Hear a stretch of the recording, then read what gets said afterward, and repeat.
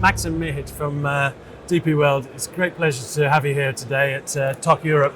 Now, we're talking to you after you've had your conference session at TOC this morning. We talked about some of the barriers to automation. Could you just talk me through some of the areas where you feel that the industry isn't yet fully moving forward in that department? Good to see you, Peter, again. And yes, we talk about the barriers.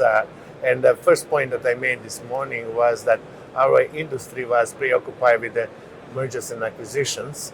And then if you didn't jump on that wagon in the last 20 years, technology wouldn't bring you where you are today. That was the first point. And the second point was that the barriers in automation. For example, our industry is a very old industry, and the labor model is coming from the old sailing ships.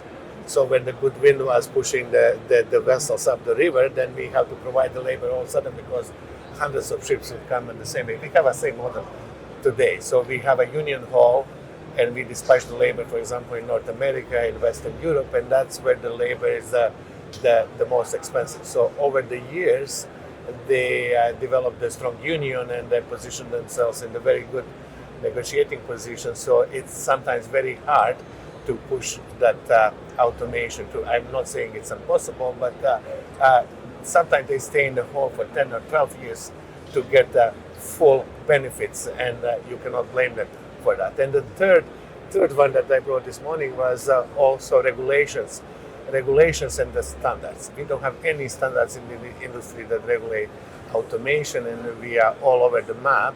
But regulations are also the copy of the old automation regulation from the factories, where we need to fence everything because automated machine is inside. The reality is that we need to mix machines with the labor operation in our industry, and that's a kind of another barrier that we are facing today. And the panel you were part of was asked this sort of a general question, what's an appropriate level of automation? And your answer in particular struck a chord, which was the appropriate level of automation is the one that has the maximum benefit for your customer. So it sounds like you never take your eye off what the customer's needs are. And that's correct. I mean, our first obligation is to serve the customers because that's what we are in this industry. And then it starts from there.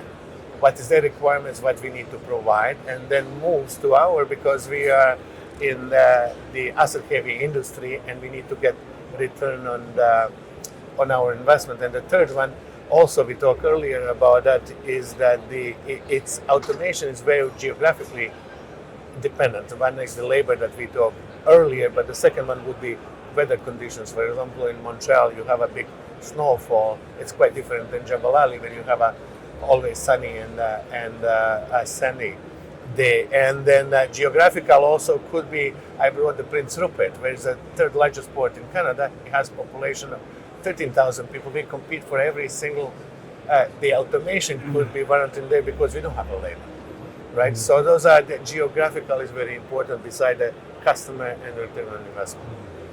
We were hearing that it sounds like perhaps our sector is a little bit behind the curve technology-wise. So where do the opportunities lie, would you say, for the port operators?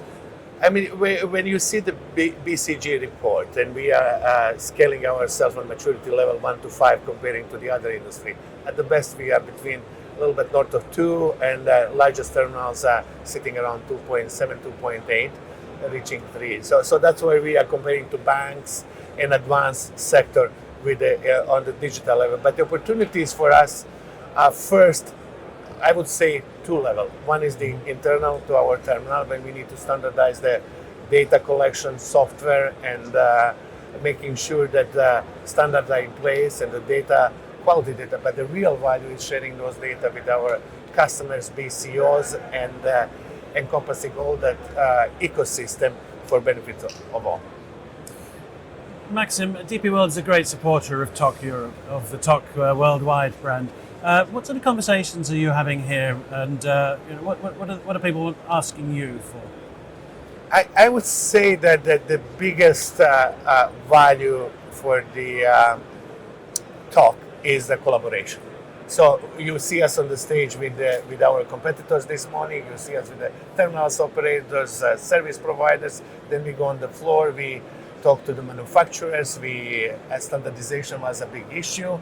We are pushing that from Terminal Industry Committee TIC 4.0. I would say collaboration and standardization is the theme that is dominant on the floor on this one.